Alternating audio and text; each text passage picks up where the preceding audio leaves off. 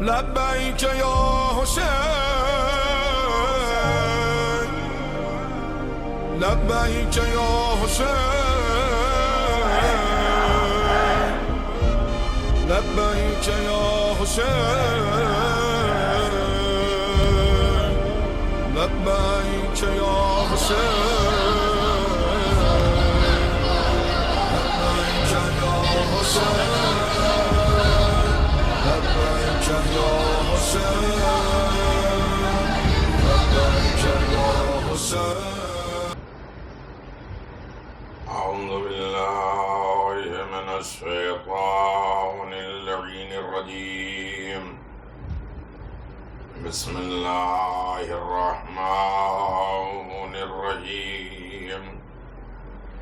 الحمد لله الذي يعلى في توحده ودنا في تفرده وجل في سلطانه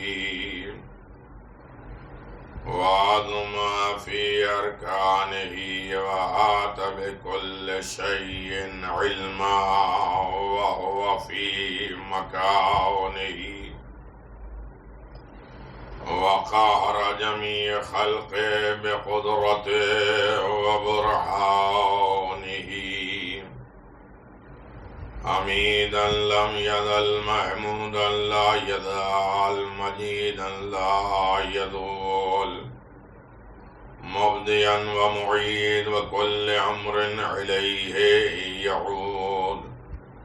والحمد لله الذي جعلنا من المتمسكين بولاية أمير المؤمنين وأئمة المعصومين، والصلاة والسلام على تحية والإكرام نبي الأكرم أفضل الأولين وأشرف الآخرين والمحمود الأحمد أبي القاسم محمد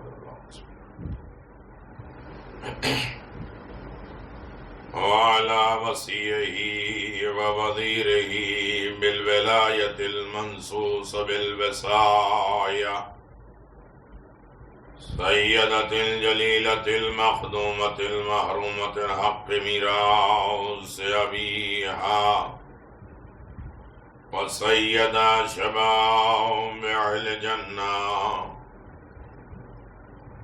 وآله الطيبين لا سيما على الحق الجديد وطلعة الرشيد إمام المنتظر المهدي عجل الله تعالى فرجه الشريف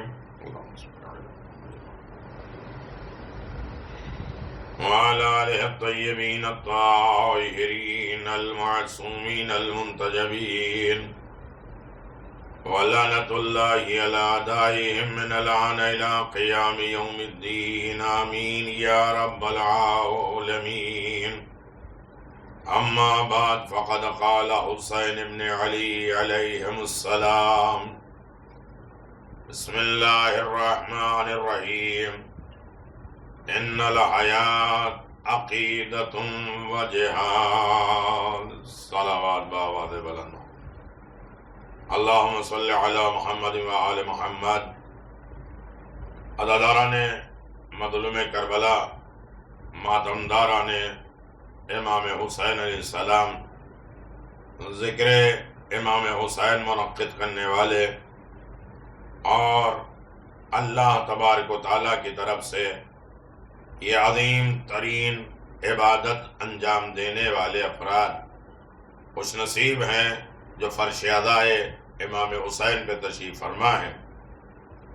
یہ امام حسین علیہ السلام کا جو فرش ہے وہ دربار ہے، حرم الہی کے مقام پہ ہے، حتیم الہی ہے، قبہ امام حسین کا مقام رکھتا ہے.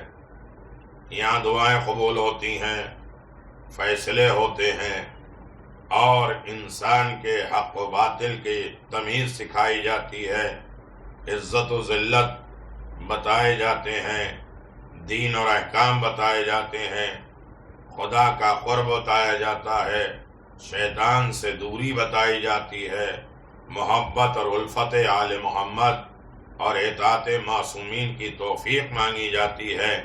یہاں سے انسان کسی کے کام آنے کے سبب تلاش کرتا ہے، کسی کی خوشیوں کے ذرائع فراہم کرتا ہے۔ یہ مجلس حسین اللہ تبارک و تعالیٰ کی طرف سے ایک عظیم تحفہ، عظیم عنایت اور اللہ کا بہترین گفٹ اور تحفہ ہے یہ مجلس حسین۔ لہذا اسے عبادت کے اعتبار سے انجام دینا چاہیے اور اللہ تبارک و تعالیٰ سے لو لگاتے ہوئے حسین خدا سے قریب پہنچانے کا بہترین وسیلہ ہے۔ بات یہ چل رہی تھی کہ حیات کیا ہے، زندگی کیا ہے، آبادی کیا ہے، عزت و سکون کیا ہے، اور عزت کے دائرے میں زندگی کیا ہے، مسائل سے بچنے کا وسیلہ کیا ہے۔ تو حسین نے کہا عقیدہ ہے، اور اس عقیدے پر ہمیشہ باقی رہنا ہے۔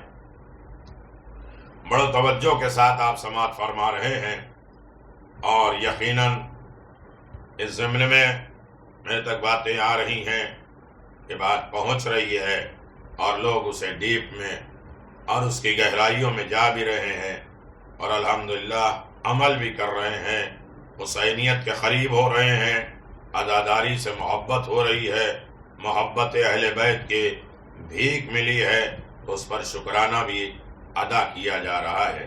یقیناً شکر ہے کہ بات پہنچ رہی ہے۔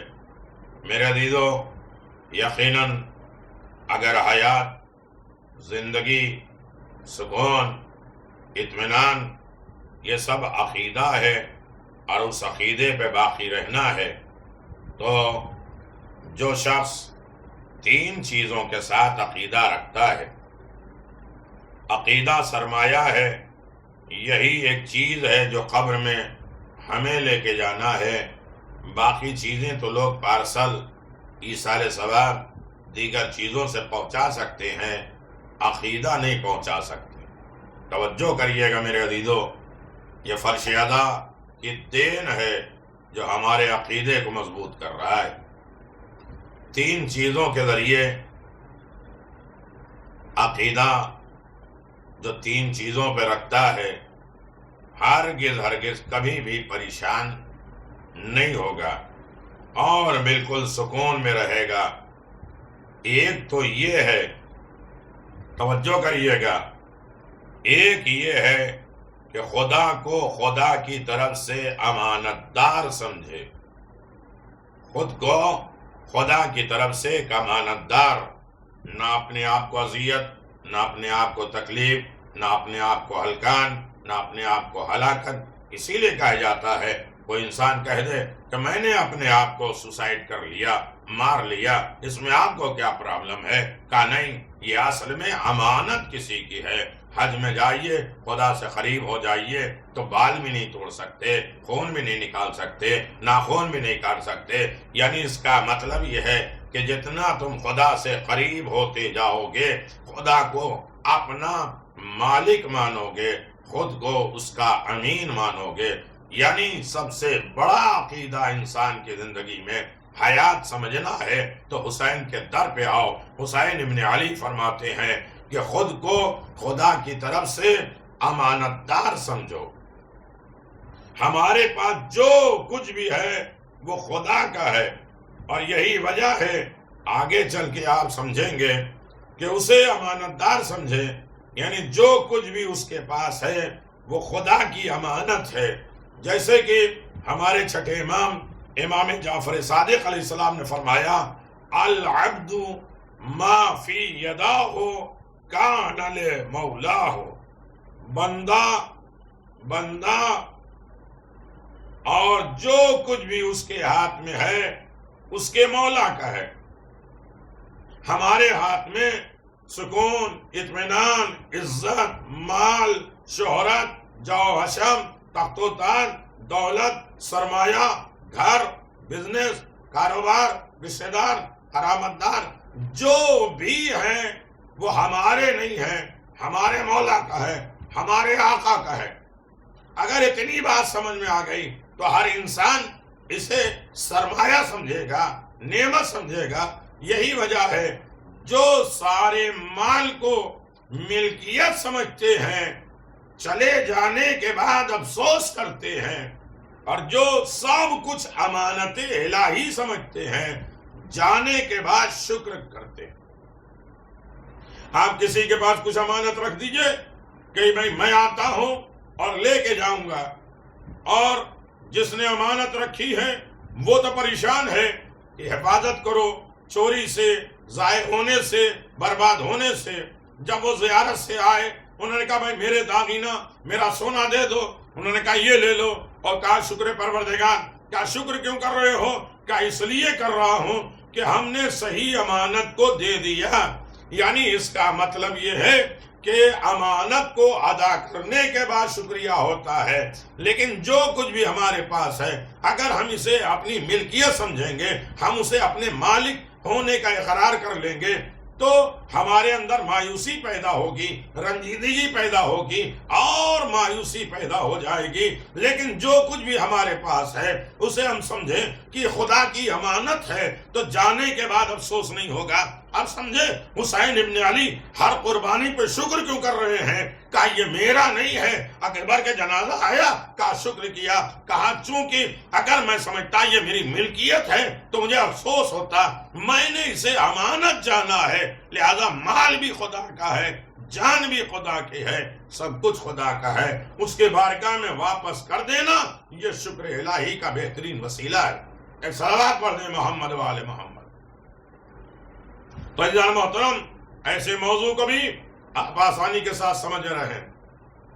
ہمارے امام جعفر صادق علیہ السلام نے اللہم صلی علی محمد و آل محمد عنوان بصری کو فرماتے ہوئے کہا ہے، اگر تم علم چاہتا ہے، اگر تو علم چاہتا ہے تو عبودیت کی حقیقی معنی کی معرفت حاصل کر لے۔ اور اس نے عرض کیا ما حقیقت العبودیہ، یہ بندگی کیا ہے؟ ہم کہتے ہیں نا 10 روپے دے دیں بندے خدا۔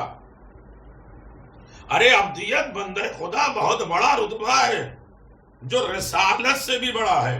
عبدہ و رسولہ، پہلے عبدیت کی گواہی دیتے ہیں پھر رسالت کی گواہی دیتے ہیں۔ یا مولا یہ بتائیے ما حقیقت العبودیہ، یہ بندگی، یہ عبدیت ہے کیا؟ اس کے معنی کیا ہے؟ اگر علم حاصل کریں، عبدیت حاصل، عبادت کرنا چاہیں تو خدا کی معرفت ہو، تو یہ عبدیت ہے کیا؟ تو امام نے فرمایا ثلاثۃ الاشیاء، 3 چیزیں ہیں۔ پہلی یہ ہے کہ بندہ خود کو کسی چیز کا مالک نہ جانے۔ جیسے ہاتھ اٹھایا اللہ اکبر، اس کا مطلب یہ ہے کہ ہم نے سرنڈر کر دیا اپنے آپ، اس کے حوالے کر دیا، اب ہمارا کچھ نہیں ہے۔ تو جو کچھ بھی ہے بندے کا وہ سب اللہ کا ہے۔ بندہ خود کو کسی چیز کا مالک نہ سمجھے، یہ ہے عبادت۔ ہم سوچتے ہیں تسبیح لے کے بیٹھ جائیں عبادت، نماز پڑھ رہے ہیں عبادت۔ بھائی نماز عبادت ہے، کیوں؟ اس لیے کہ نماز میں جب انسان پہنچا تو یہ احساس کیا کہ میرا مالک وہ ہے، میں کچھ نہیں ہوں۔ نہ ہم ادھر اپنی مرضی سے منہ گھما سکتے ہیں، نہ اپنی مرضی سے بیٹھ سکتے ہیں، نہ اپنی مرضی سے اڑ سکتے ہیں، بلکہ ہم نے اپنے آپ کو سرنڈر کر دیا۔ اللہ اکبر کہا، اللہ سب سے بڑا ہے۔ تو اس کا مطلب یہ ہے کہ بندہ خود کو کسی چیز کا مالک نہ جانے، یہ عبادت، بلکہ جو کچھ اس کے ہاتھ میں ہے وہ خدا کا ہے۔ قسمت، شفا، برکت، رحمت، شہرت، مال و دولت، یہ ہمارا نہیں، خدا کا ہے۔ 3 چیزیں عقیدے مضبوط کر لو، حیات رہے گی، زندگی رہے گی۔ یہ حسین نے بانٹا ہے۔ بات تو اب کھل رہی ہے اور یقیناً آپ سن رہے ہیں۔ جب یہ عقیدہ پیدا ہو جائے گا کہ ہمارا کچھ نہیں ہے، بندہ خود کو کسی چیز کا مالک نہیں سمجھ میں آ رہا ہے، بلکہ جو کچھ بھی ہے اس کے ہاتھ میں وہ خدا کا ہے، جب یہ عقیدہ مضبوط ہوگا تو پھر خمس، زکوٰۃ، حج، صدقات، مجلس میں نیاز، عزاداری، جلوس داری، گھر میں بچوں کے لیے اچھے خرچ، اخراجات، سخاوت، یہ ساری چیزیں انسان کی زندگی میں آ جائے گی، اس لیے کہ اس کے دل میں عقیدہ پیدا ہو گیا ہے کہ انسان کا کچھ نہیں ہے، مالک وہ ہے، ہمارے ہاتھ میں کچھ نہیں ہے، سب کچھ خدا کا ہے۔ ایک صلوات پڑھ دیں محمد و آل محمد۔ اللہم صلی علی محمد و آل محمد وعجل فرج آل محمد۔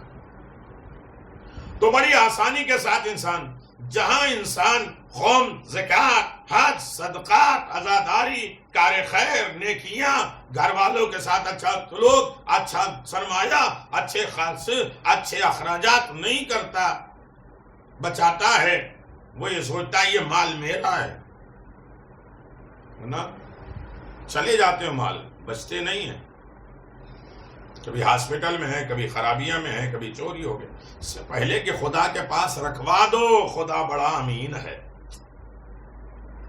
حسین کے نام پہ دے دو، حسین ایک کے 70 برکات دیتے ہیں۔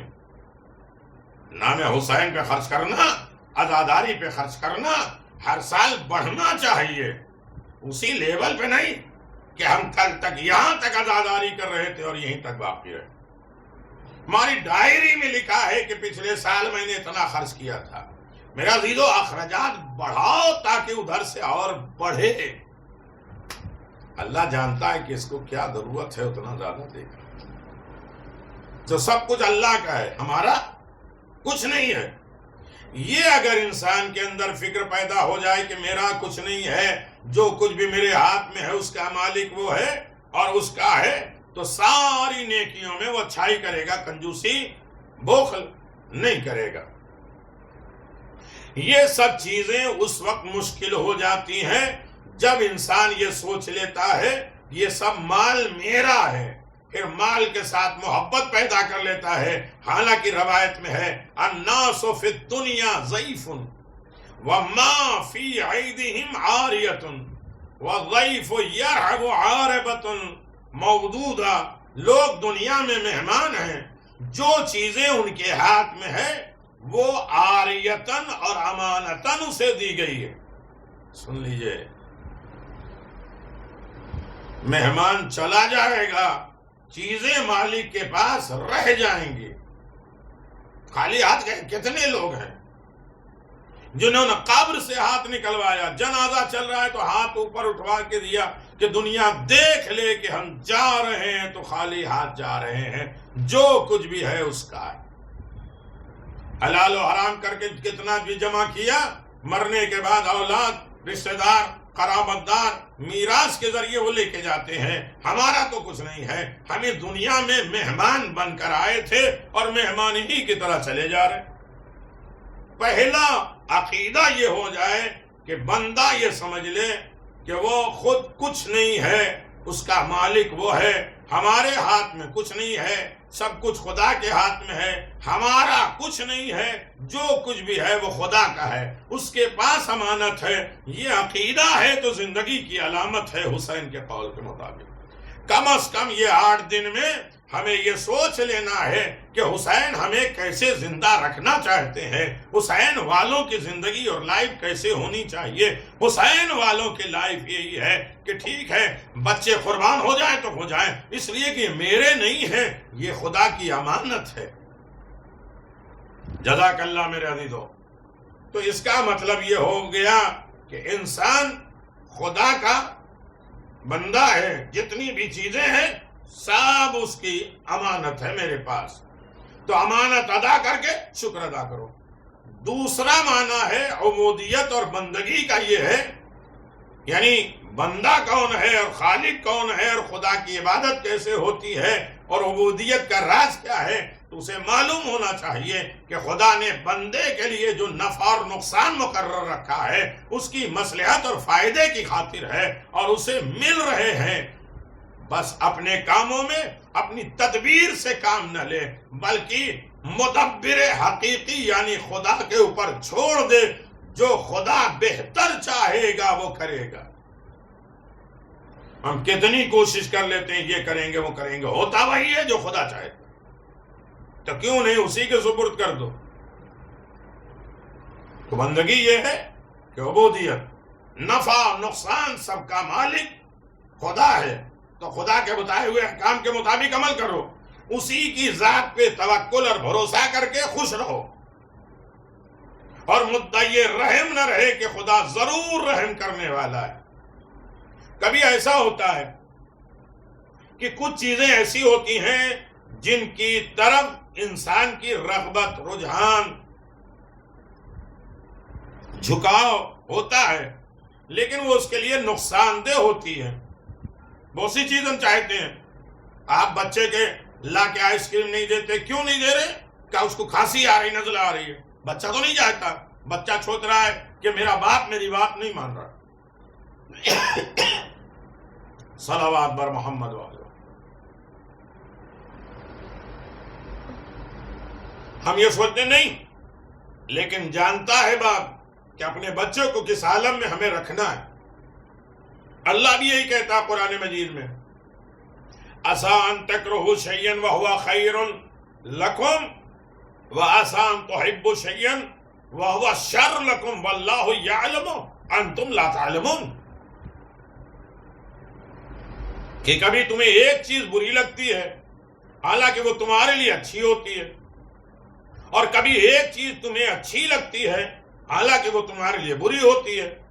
کبھی انسان دعا کرتا ہے کہ ہو سکتا ہے پوری نہ ہو، پریشان نہیں ہونا چاہیے، کیونکہ ہو سکتا ہے تیرے لیے نقصان دہ ہو۔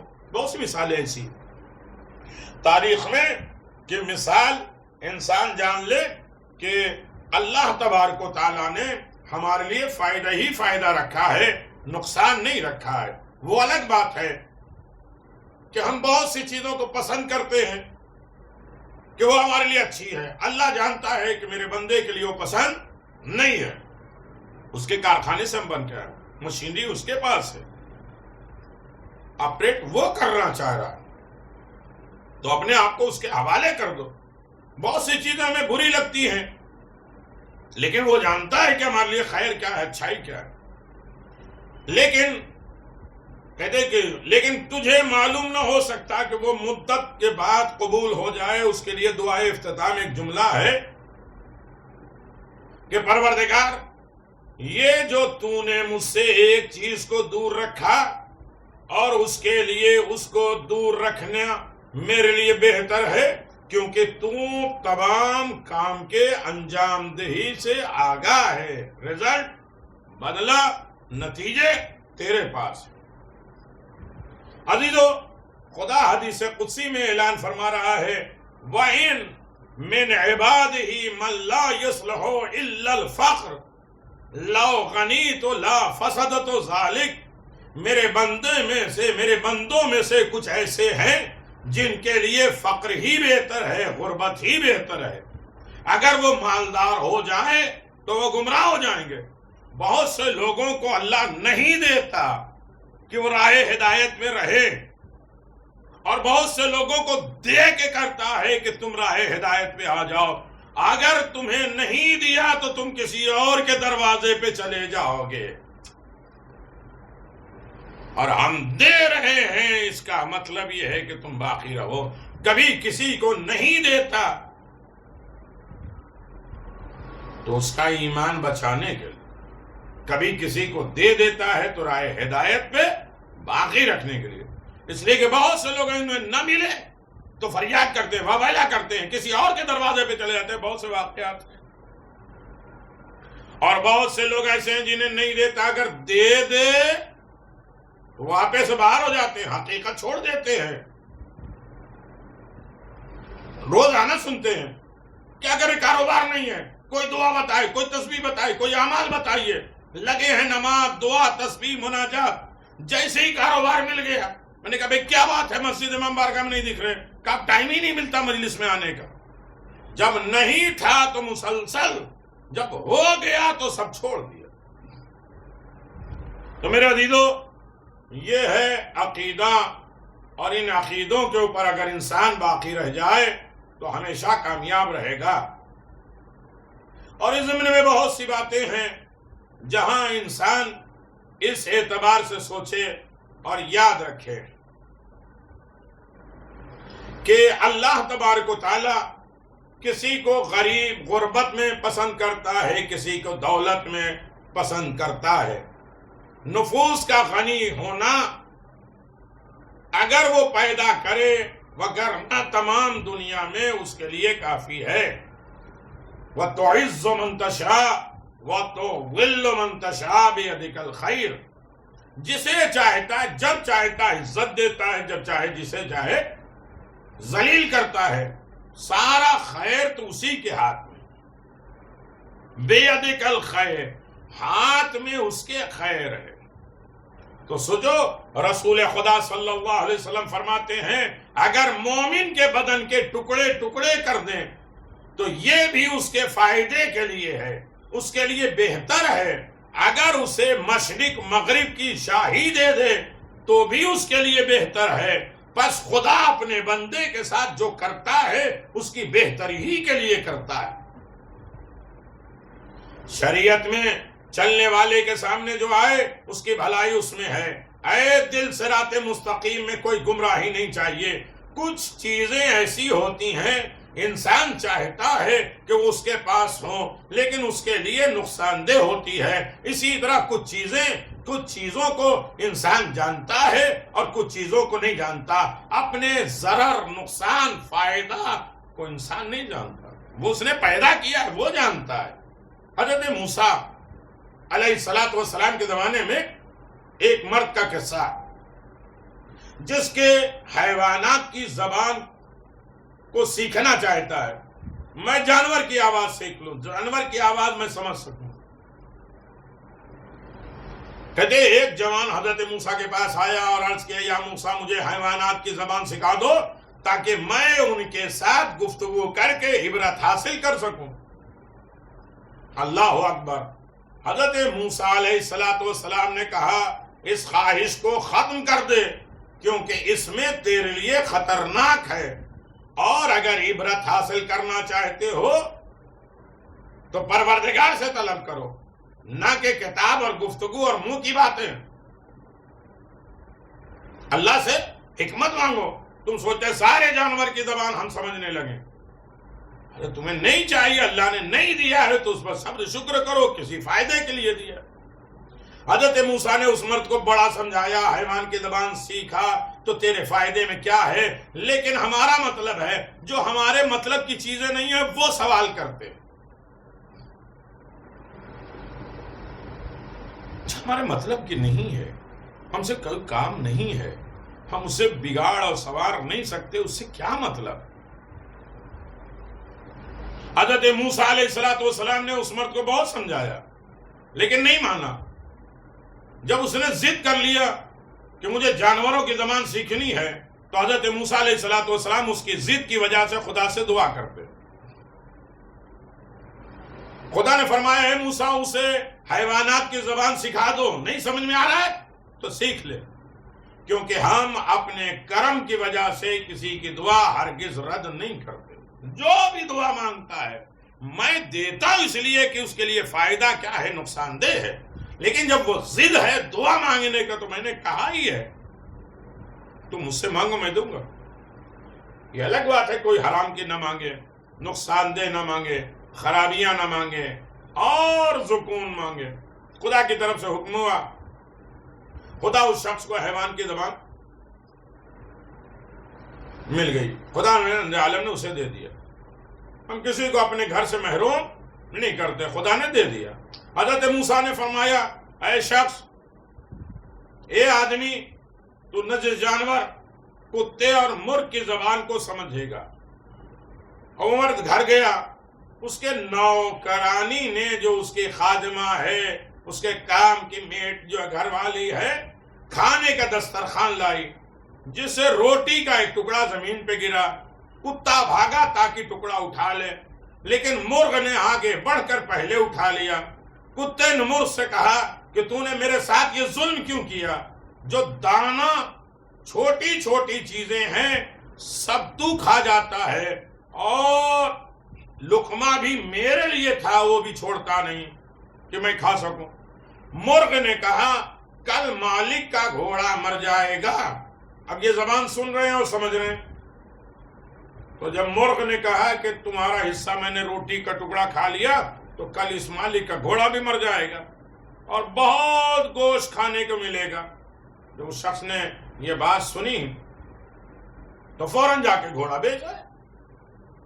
مرغ جھوٹا نکلا. دوسرے دن پھر کنیز دسترخوان لائی. جسے ایک لقمہ گرا مرغ نے جلدی سے آ کے اٹھا لیا, کھا گیا. ان نجیب جانور نے کہا, اے مرغ اتنے جھوٹ کیوں بولتے ہو؟ مالک کا گھوڑا تو مرا ہی نہیں, مجھے کھانا ملا ہی نہیں. مرغ نے کہا کہ مالک نے گھوڑا بیچ دیا ہے, کل اس کا خچر مر جائے گا. مالک نے وہ بھی بیچ دیا. کتے نے مرغ سے کہا کہ تو اتنا جھوٹ کیوں بولتا ہے, تجھے گیدڑ اٹھا لے کے جائے. مرغ نے کہا مالک خچر بھی بیچ آیا تو فکر نہ کر, کل اس کا غلام مر جائے گا, پھر کھا لینا. لوگ مالک سے تعزیت کرنے لگے اور جب مالک اس کی تعزیت میں آئیں گے, آنے والے کے لیے کھانا پکائے گا, روٹی اور ہڈیاں بہت سی ملیں گی, تیرے بچی ہوئی شیئر کر لینا. مالک نے سنا تو غلام کو بھی جا کے بیچ دیا. اس شخص نے بڑا شر کیا, خوش منائی, اور 3 واقعات میں وہ کامیاب نہیں ہوا. جب سے میں نے مرغ اور کتے کی زبان سیکھی ہے, میری آنکھیں کسی برے واقعے کے دیکھنے سے بچی نہیں ہے. میں سارے واقعے دیکھ رہا ہوں. بڑا خوش تھا کہ مرغ اور کتے کی زبان سیکھنے کی وجہ سے 3 بڑے نقصانات سے محفوظ ہو گیا کہ ہم نے گھوڑا بھی بیچ دیا, خچر بھی بیچ دیا, غلام بھی بیچ دیا. ایک دن نجس جانور کتے نے مرغ سے کہا, اس دنیا میں تجھ سے بڑا کوئی جھوٹا نہیں ہے, تیری ہر بات جھوٹی نکلی. مرغ نے کہا مالک نے غلام بھی بیچ دیا, لیکن کل خود مالک مر جائے گا. گھوڑا خچر غلام کی موت, اسے مغرور آدمی کو برائی لگی اور مال کے نقصان اور دکھ درد ایسا بھاگا کہ مال کو زیادہ کر لیا لیکن خود مر گیا. وہ شخص بہت بات سنتے ہی حضرت موسیٰ کی خدمت میں آیا, عرض کیا یا نبی اللہ, مرغ نے کہا کل میں مر جاؤں گا, اب میں کیا کروں؟ مجھے کوئی اس کا حل نہ بتائے تو بتا دے کہ کیسے کیا کرے. حضرت موسیٰ علیہ السلام نے فرمایا کہ مرنے کے سوا کوئی چارہ ہے ہی نہیں. زندگی سے حسین کی طرف سے ہے, عقیدہ مضبوط ہو, اب مرے گا. صرف یہ کیا کیا جائے کہ تیرے لیے دعا کروں کہ ایمان کے حاصل ہو جائے. اے میرے جان, جب مال چلا جائے تو جان کو راحت اور آرام میں ملتا ہے, وگرنہ اگر مال جمع ہو جائے تو جان کے لیے وبال بن جاتا ہے. میرے عزیزو سنو تو سمجھ لے, تقدیر سے جو مال تیرے ہاتھ سے چلا جائے وہ تجھ سے بلا دور کر دیتا ہے. عبودیت اور بندگی کا تیسرا معنی ہی یہ بات میں نے تمام کر دی ہے. بندہ خدا کی رضا کے ساتھ راضی رہے, جو کچھ بھی ہے وہ خدا کی مالک تصور کر لے, خدا کے فائدہ اور نقصان پہ راضی رہے اور بندہ خدا کے ساتھ رضا رہے, ہر وقت تسلیم, سرنڈر, رضا کی منزل پہ پہنچ جائے تو ہمیشہ زندہ رہے گا, آباد و شاد رہے گا. شرط یہ ہے کہ خدا نے جو آرڈر دیا ہے اس پر تسلیم کی منزل پہ پہنچ جائے, رضا کی منزل پہ پہنچ جائے. تو میرے عزیزو, ہر عالم میں اگر انسان جو کچھ بھی ہے اگر وہ سمجھنا چاہے کہ خدا کا ہے, جو کچھ بھی ہے نقصان اور فائدہ خدا کی طرف سے ہے, اور اس کے بعد ہم خدا کی رضا پہ راضی ہو جائیں, تو اگر اس منزل پہ پہنچنا ہے تو یاد رکھیے گا کائنات میں ایک شخصیت ہے جس نے سارے معاملات کو خدا کے حوالے کر دیا, خدا کی ہر بات پہ راضی رہے, خدا کے سامنے سرنڈر ہو گئے, تسلیم کی منزل پہ چلے گئے, خدا کو راضی رکھنے کے لیے ہم عبادت کرتے رہے. کربلا میں وہ شخصیت کیا بتاتی ہے, کربلا ہمیں سکھاتی کیا ہے, یہ سوچنا ہے. وہ ایک ہیں جناب ابو الفضل عباس۔ آپ دیکھیں کربلا کے اہم لیسن، سبق میں، پیغام میں، درس میں، عبادت میں ایک بہت بڑا سبق وفاداری ہے اپنے خدا سے، اپنے مولا سے۔ جو وعدہ کیا ہے وفا کرو، جو عہد کیا ہے اسے پورا کرو۔ جو تم نے یہ دین، مذہب، شریعت جو سیکھا ہے حسین کی وجہ سے، تو وفاداری ہے کہ حسین کی عزاداری ہو۔ جو وعدہ کیا ہے عالم ارواح میں کہ اللہ کی عبادت کریں گے تو اس کے ثابت رہو۔ امام حسین علیہ السلام کے تمام وفادار اصحاب کی خصوصیات میں سے ایک خصوصیت وعدے کو وفا کرنا ہے۔ دین بچانے کا وعدہ حسین نے کیا تھا، پورا جناب عباس نے کر کے دکھایا۔ اگر یہ تمام تینوں کوالٹی ڈھونڈنی ہو تو جناب عباس کے پاس ہے۔ عباس راہ ہدایت ہیں، عباس باب الحسین ہیں۔ حسین تک پہنچنے کا بہترین دروازہ جناب عباس علیہ السلام۔ شب عاشور امام حسین علیہ السلام نے اپنے اصحاب با وفا کی اس صفت کو بیان کرتے ہوئے فرمایا کہ میں نے اپنے اصحاب سے زیادہ وفادار، دیانتدار کسی کے اصحاب کو نہیں دیکھا ہے۔ اب ہمیں حسینی بننا ہے، حسین کا چاہنے والا بننا ہے۔ حسین کے ماننے والوں کی لائف کیسے ہو، حسین کے چاہنے والے کی زندگی کیسی ہو، تو ایک تو وفادار ہو، ایک دیانتدار، امانتدار۔ یہ ساری چیزیں خدا کی خشک باتیں نہیں ہیں، اس کے ضمن میں کتنے فضائل۔ بن تو جاؤ ایک مرتبہ حسین کے، حسین سے حسین کو مانگو۔ حسین فخر کرتے ہیں جیسے اصحاب مجھے ملے۔ یہ مجلس حسین میں بیٹھنے والے اصل میں اصحاب حسین ہیں۔ حسین کی آواز پہ لبیک کہنے والے، حل من ناصر ینصرنا سننے والے، اور حسین کی دعوت پہ آواز دینے والے، یہ حسین کے لشکری ہیں، حسین کے چاہنے والے ہیں۔ اور حسین کے چاہنے والوں کا کیا ہے؟ وہ وفادار ہوں، عہد پیمان ہوں، خدا سے جو وعدہ کیا وہ بھی پورا کریں، رسول سے جو وعدہ کیا وہ بھی پورا کریں، امام سے جو وعدہ کیا وہ بھی پورا کریں، بندوں سے جو وعدہ عہد اور پیمان کیا ہے وہ بھی پورا کریں۔ تب تو حسین فخر کر رہے ہیں جیسے اصحاب مجھے ملے، نہ نانا کو ملے، نہ بابا کو ملے، نہ بھائی کو ملے۔ عزیزوں، ہم شہداء کربلا کی زیارت نامہ میں بھی پڑھتے ہیں کہ میں گواہی دیتا ہوں کہ آپ نے خدا کے ساتھ کیا ہوا عہد و پیمان پورا کر دیا۔ یعنی حسینی وہ ہوگا جو خدا کے وعدے کو پورا کر دے۔ ساری چیزیں خدا کی ہیں، نقصان فائدہ ہاتھ میں خدا کے ہے۔ اللہ کے احکام پہ راضی ہونا یہ بندوں کا کام ہے۔ اس عہد اس پیمان کو پورا کرو۔ اے میرے بندو، اگر تم مجھ سے راضی ہو جائے تو ہم تم سے راضی ہو جائیں۔ امام حسین علیہ السلام کے اصحاب، چاہنے والے، مطیع فرما بردار، وفاداری کا ایک عمدہ منظر حضرت ابو الفضل عباس علیہ السلام۔ عباس وفا کا پیکر، وفا کا علمدار، عہد و پیمان کو پورا کرنے والا۔ شمر کے امان نامہ، شمر نے کہا کہ میں تمہیں بچا لوں گا، اپنی طرف آ جاؤ، سے رد کر دیا۔ جو شمر اولاد ام البنین علیہ السلام کے لیے امان لایا تھا، مولا عباس نے امان نامے کو مسترد کر دیا، اور کرتے ہوئے کہتے ہیں، فرماتے ہیں، میں کبھی بھی اپنے دین کو چھوڑوں گا نہیں۔ جو کسی تھوڑے سے فائدے کے لیے اپنے مولا کا حکم چھوڑ دیتے ہیں، عزاداری چھوڑ دیں، دیانتداری چھوڑ دیں، امام زمان کا راستہ چھوڑ دیں، فائدے دنیا کے لیے، وہ کیسے اپنے معاملات کو خدا کے حوالے کریں گے؟ جناب عباس کا دن ہے، وفا کا دن ہے، بھائی چارگی کا دن ہے، اخوت کا دن ہے۔ ہاں میرے عزیزو، یہ صفات جناب ابو الفضل عباس کے دائرے میں ہمیں زندگی گزارنا ہے۔ وہ علمدار یہاں بھی ہیں، اور امام زمان آئیں گے تو وہاں بھی علمدار ہوں گے۔ تو جناب ابو الفضل عباس نے عمر سعد کے امانت نامے کو ترک کر دیا، اور آواز دیا دین کو میں چھوڑ نہیں سکتا. حسین کا ساتھ اصل میں دین کا ساتھ ہے. کیا ہے میرے سمجھے؟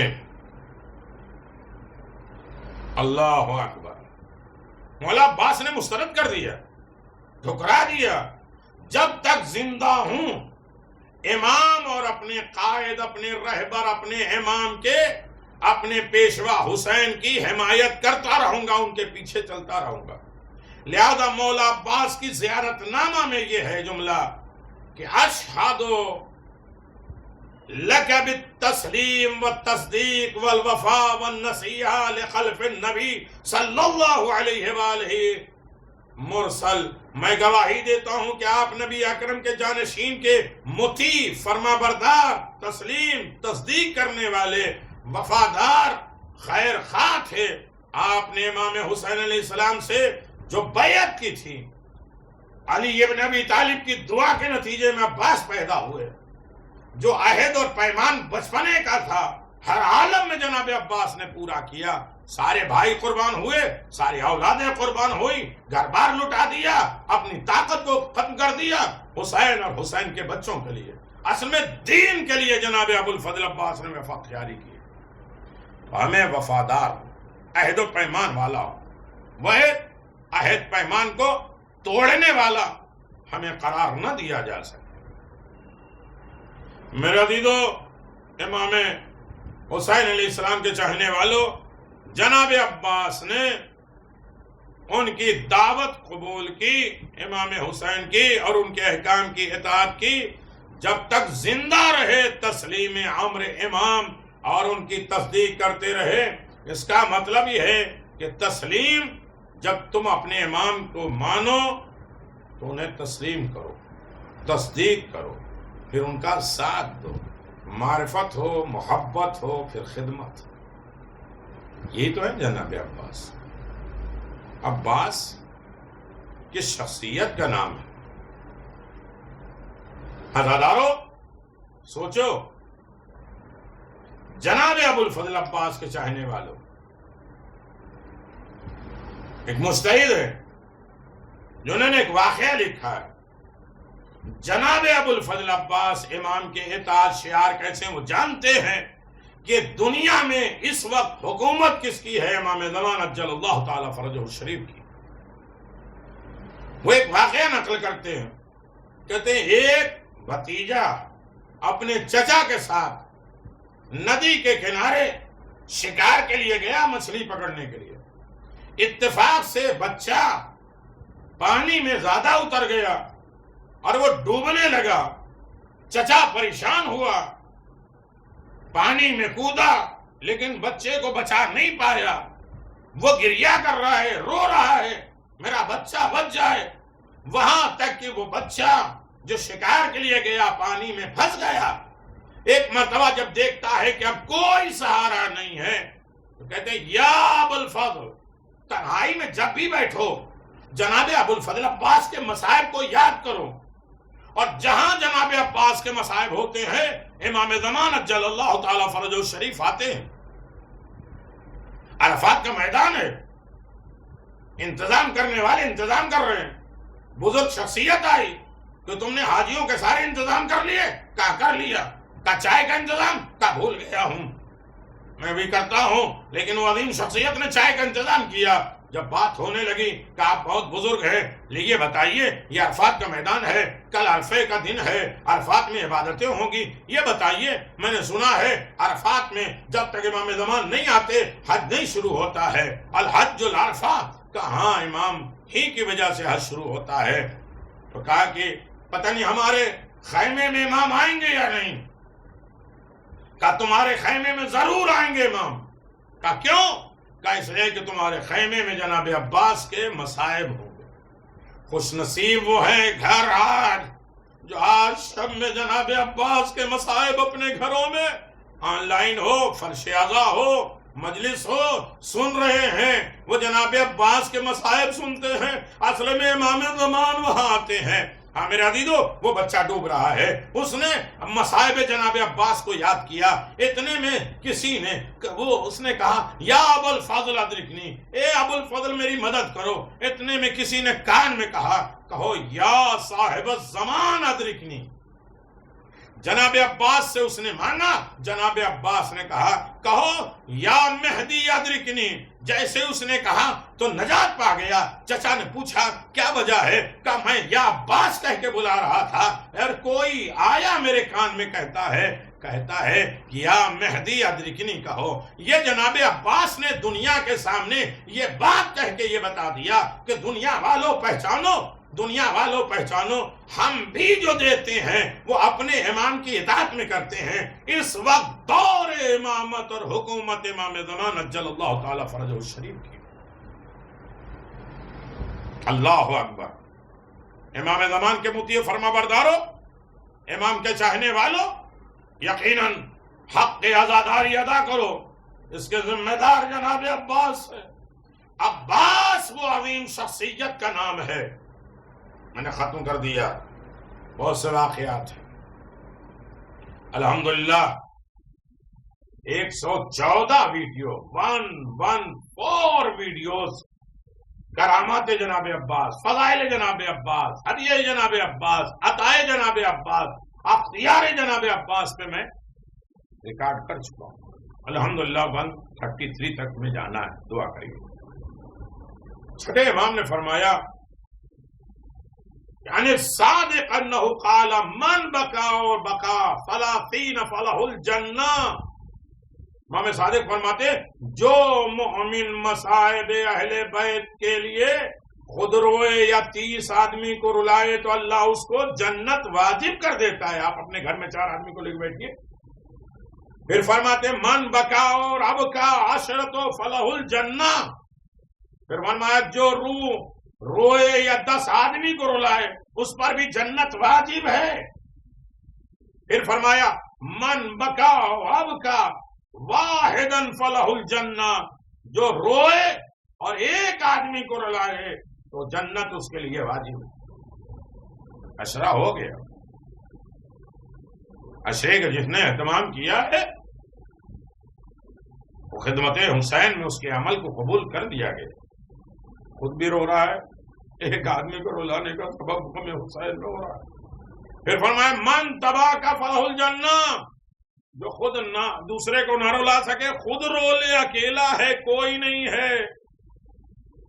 مولا عباس کے مصائب کرو، اس لیے کہ مولا عباس کا مصائب جہاں ہوتا ہے وہاں امام زمان آتے ہیں، کہتے ہیں رونا، خود رو لے، رونے کی صورت بنا لے، دل میں غم پیدا کر لے، تب بھی جنت ہے۔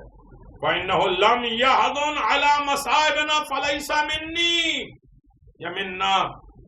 جس کے سامنے ہمارے مصائب بیان کیے جائے، چہرہ نہ بدلے، آنکھوں میں آنسو نہ آئے، غم نہ ہو، وہ ہمارے شیعوں میں سے نہیں ہے۔ کم از کم چہرہ تو ظاہر ہو۔ عزادارو، حسین کے غم، حسین کے مصائب بہت بڑی دولت ہے۔ عاشور کا دن ہے، سب جانے جناب عباس کے چاہنے والوں سب اپنی جانیں مولا پہ قربان کر رہے ہیں۔ جناب عباس اپنے بھائی امام حسین کے پاس آئے، سچے عاشق تھے، آپ کا کس قدر ادب فرماتے تھے۔ حضرت کبھی حضرت کی جانب کچھ کر کے نہیں بیٹھے، سوائے آقا کے کبھی کچھ کہا نہیں، کیونکہ نہ ہوتا حضرت کی والدہ ماجدہ خاتون نے اور امیر المومنین کے دروازے پہ آئی تھیں تو آواز دیا تھا میں اس گھر کی کنیز بن کر آئی ہوں۔ میرے عزیزو، کہتے روز عاشور علم جناب حسین عبداللہ ابن جعفر ابن عقیل کے پاس تھا، زہیر ابن عبداللہ اور ان کے بھائی علم مجھ کو دو۔ عبداللہ نے کہا آیا میں اس منصب کے لیاقت نہیں رکھتا؟ زہیر نے کہا کیا مطلب؟ دوسرے نے عرض کیا عبداللہ نے علم ان کے حوالے کر دیا۔ زہیر لے کر حضرت عباس کے پاس آئے، کہا اے فرزند علی، چاہتا ہوں کہ آپ سے ایک حکایت بیان کروں۔ حضرت عباس نے فرمایا زہیر بیان کرو.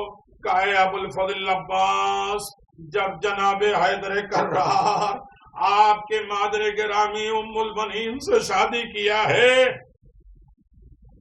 عقیل سے پوچھا تھا بہادر خاندان بتاؤ، بہادر خاندان ملا ہے تو ان سے شادی کیا. فقال یا اخی اريد منك ان تخبو امرہ من دون البیوت والحسب والنسب والشجاع. ایسا بہادر خاندان بتاؤ جس کا حسب، نسب اور شجاع ہو. دیکھو عباس، تمہیں کربلا میں حسین کے لیے علی نے مانگا تھا تاکہ ان کے بطن مطہر سے بچہ پیدا ہو جناب ام البنین سے، جو شجاع ہو، بہادر ہو، معرکہ کربلا میں حسین کے کام آئے. پھر ارشاد فرمایا عباس بہر کہ آپ کے والد بزرگوار نے آپ ہی کو روز کے لیے واسطہ تربیت کیا تھا کہ کربلا میں کام آئے. ہاں، حسین کے بہنوں کی حفاظت ہو، حسین کی نصرت ہو، دین کی نصرت ہو. جناب عباس نے جب یہ کلام سنا تو کہا یا زہیر تشجنعنی فی مثل هذا اليوم واللہ لا رعنک شیئا ما رعیت قطا. اے زہیر، تم مجھے شجاعت دلا رہے ہو ایسے روز مصیبت. آج تمہیں وہ دن دکھا دوں گا کہ حسین کا چاہنے والا کیسا ہوتا ہے. ہاں میرے عزیزو، جناب عباس حسین قریب کے پاس آئے ہیں. آقا مجھے اجازت دے دو. آواز دیا عباس تم تو میری فوج کے علمدار ہو. آواز دیا آقا وہ فوج کہاں جس کا میں علمدار ہوں. حسین نے آواز دیا عباس کچھ بھی صحیح، تم میرے ڈھارس ہو، تم مجھے چھوڑ کے نہ جاؤ. عباس کھڑے ہیں، سر جھکائے کھڑے ہیں. اندر سے ایک آواز آئی، پھوپھی اماں میں بڑی پیاسی ہوں. آپ سمجھ گئے ہوں گے یہ سکینہ کی آواز. جناب عباس ایک مرتبہ خیمے میں گئے، جناب سکینہ کو اٹھایا. اے سکینہ چل کے اپنے بابا سے کہہ دو میں بڑی پیاسی ہوں. عزادارو جناب سکینہ کو لے آئے. جناب عباس سنو گے عزادارو، حسین کھڑے ہو گئے. دو جملے کہے، میں مصائب سب چھوڑ کے جا رہا ہوں. دو جملے کہے. ایک جملہ کہا اے سکینہ آج چچا کو بھیج تو رہی ہو، جب رخسار پہ تماچے لگیں گے تو کس کو بلاؤ گی؟ اور دوسرا جملہ تو قیامت کا کہا. آواز دیا عباس میں سمجھ گیا سکینہ کو کیوں لے کے آئے ہو، سکینہ کو اپنی سفارش کے لیے لائے ہو. ہاں دادارو کون عباس؟ وہ میں نے سارے مسائل چھوڑ دیے، رخصتی کے، آمادگی کے. حسین نے آواز دیا پانی کی سبیل کرو. ارے عزادارو مشکیزہ لے کے چلے ہیں، کیسے عالم میں قبضہ کیا ہے، مشکیزہ بھرا چلے. ظالموں نے مشکیزے پہ تھی. عباس کی آنکھ پھوٹ گئی، عباس کے بازو قلم ہو گئے. لیکن آواز دے مشکیزہ تو پہنچ جا. ارے ظالم نے جیسے مشکیزہ چھدی، حسین کا یہ جانباز سپاہی پھر مقتل میں چلا گیا. عزادارو حسین نے جناب عباس کے بازو کو سنبھالا.